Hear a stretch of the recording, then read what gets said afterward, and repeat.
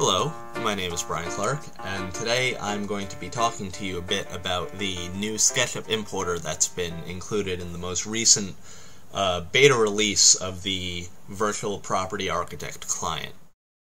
In this video, I'm going to be giving you an overview of the features of the SketchUp importer, and I'm going to be talking about some things that the SketchUp importer allows you to do with the Virtual Property Architect client.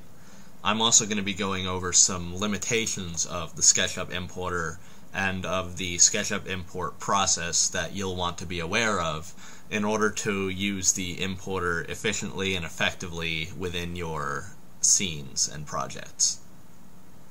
The SketchUp importer is made to allow you to import SketchUp's native .skp scene format.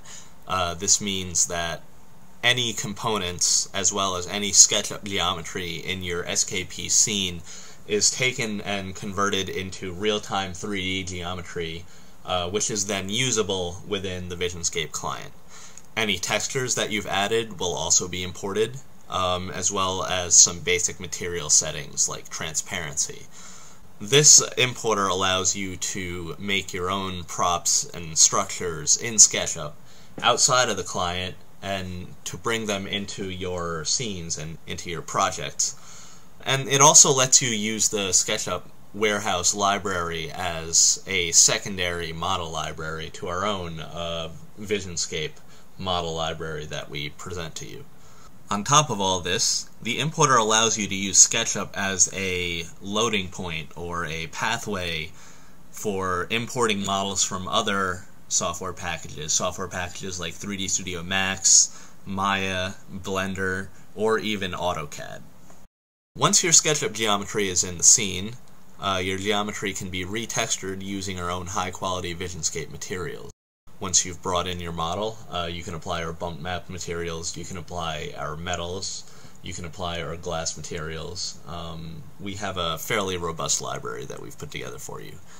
House lights, accessories, windows and doors, anything that can be attached to a VisionScape house can be attached to your SketchUp geometry as well.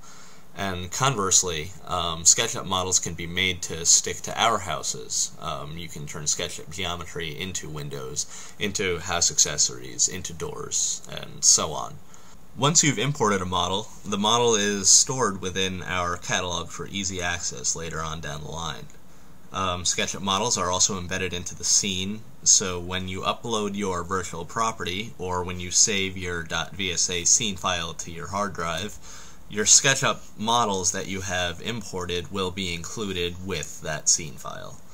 Parts of a SketchUp model sharing a material can be turned on and off, which is useful for very quick edits when you're unable to make the edit in SketchUp. Now, while the SketchUp importer is very powerful, there are some limitations that you want to be aware of in order to make fully efficient use of this tool. The SketchUp importer does not limit the complexity of model that it allows you to import, so it is very easy to import models that either have too many polygons or too many materials in order to run smoothly and efficiently within the client.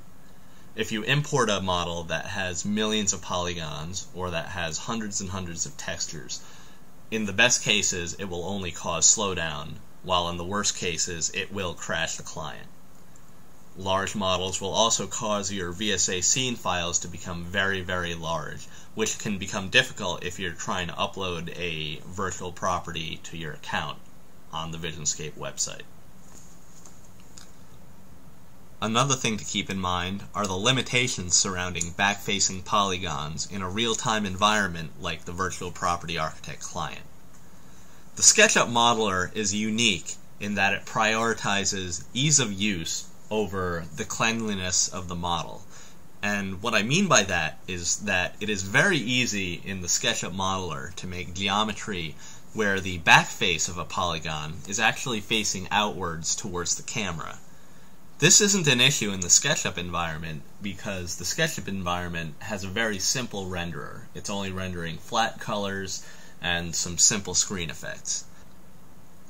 The problem is that in the Virtual Property Architect client, the front and back facing direction is very important to things like the shaders in the scene, the shadows, and also collision detection, which is what allows you to select an object within the scene.